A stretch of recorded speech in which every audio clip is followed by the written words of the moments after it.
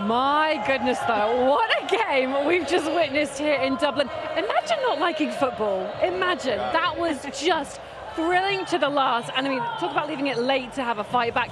Obviously, Vikings couldn't quite go over the line, but my goodness, that last minute had us breathless here in the studio. The NFL never disappoints. It finds a way to be entertaining, and that's exactly what we got. Last drive, seconds on the clock. It gave us everything we wanted as fans. And the Vikings are very good at this. Remember the double doink against the Saints in London? I mean, they love to leave us on the edge of our seats, but this couldn't have been more perfect. And the fans here, that's what you love to see. Looking around throughout that whole last drive, the way that they were so engaged, going crazy. We did see some Vikings fans trying to start a Skol chant, but that got immediately shut down by the terrible towels. And this is one of those games as well, isn't it, Jay? But at the beginning of the fourth quarter, we were thinking this is a bit one-sided here. That is the ending these fans deserve. Thriller to the last. Remember, players got pride. They're feeding off of this. They want to go out there and execute, and that's exactly what happened.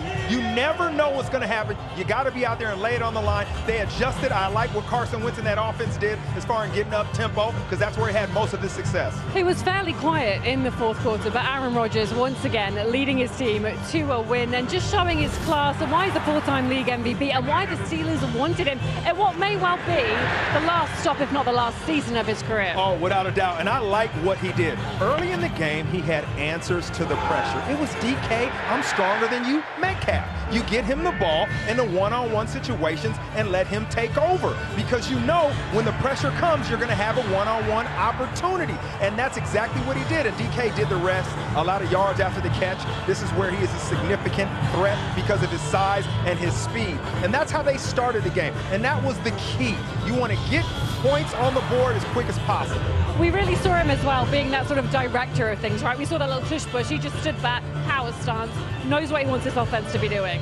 Yeah, and that's what makes him so special, right? He's one of those quarterbacks that, because of his veteran experience, he can be on the line. He can change the protection from the offensive line. He can direct people and make those audibles. That's one of the things that makes him so unique. And then now you've got all these receivers and running backs around that can really support what he needs. You get the sense that Aaron Rodgers really, really enjoyed that win. And he said earlier this week as well, he'd have loved to have been over here in Dublin for longer. Obviously enjoying a couple of Guinnesses, and that flight home all the sweeter now. But he looks like he's enjoying his time in Pittsburgh. First of all, and Dublin. Who wouldn't love it out here, especially when you win? These fans love the Steelers, and they love Aaron Rodgers, and he delivered. Big win for them. And Rodgers as well, he sort of teed it up there that this was a game really won by their defense. 7 sacks in this game. I think we need a new word for elite when it comes to the Steelers team. Yeah, I mean, they really have taken it to the next level. They set the standard, right? The gold standard, essentially, of what you're looking for from a defensive line. And I think the fact that they have a multitude of guys who can get after the quarterback, who can reset that offensive line of scrimmage, I mean, it just gives the offense so much confidence. Pressure coming down on you. I don't even know the lyrics of the song, but that's exactly what they brought. Pressure over and over again. That's why you force the turnovers. This is their identity. This is who this team is, and that's what took over. That was the winning component. This was Steeler football. The steel curtain is real. It's alive. It's expensive, and it's worth all the money they paid for it because they closed the game out. It was the pressure that brought the big plays to this Steelers team and this defense, and that's exactly why they walk away with this win. They deserve Guinness, not under pressure. They deserve plenty of Guinness as well. You know what? It's full of iron as well. Might be a good recovery drink.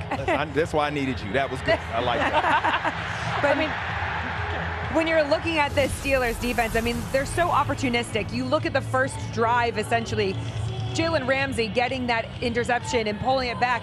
All right, it got revoked, but then they keep getting after, and that's what makes it challenging. And once again, Jay Bell, as we look at the tail of the tape, look at it, the Steelers outgained again by the Vikings like they were by the Patriots last week, but they still get the win. Turnovers, the sacks, man, that's what matters, man. This is their winning formula. It certainly is, and it's got them to a 2-2 record here in Dublin. And my goodness, what a game it has been. What a treat these Irish fans have had this afternoon. It was a long time coming to get a regular season game here in Ireland.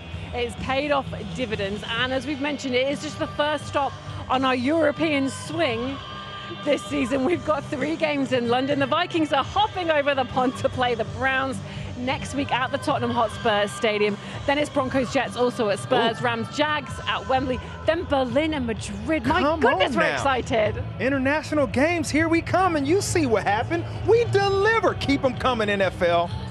In terms of the Vikings as well, though, when we look at where they are now for this season, they're back-to-back here. They're going to go again next week. They've got some work to do in their mini-bye in London. The Steelers, though, going to enjoy that plane ride home.